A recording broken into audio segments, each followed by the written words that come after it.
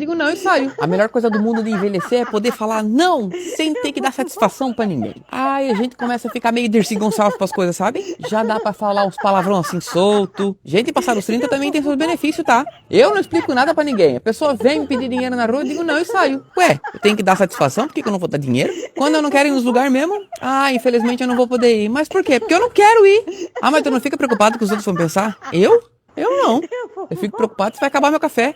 Que como é que eu vou sobreviver um dia sem café? Essa é a minha preocupação. Agora, o que os outros vão pensar, sai fora. Quanto mais velho eu fico, mais parecido com a Dercy Gonçalves eu tô. Aliás, ela sempre teve certo. A pessoa vem perturbar a vida da gente, eu já, olha. Às vezes eu nem respondo, tá?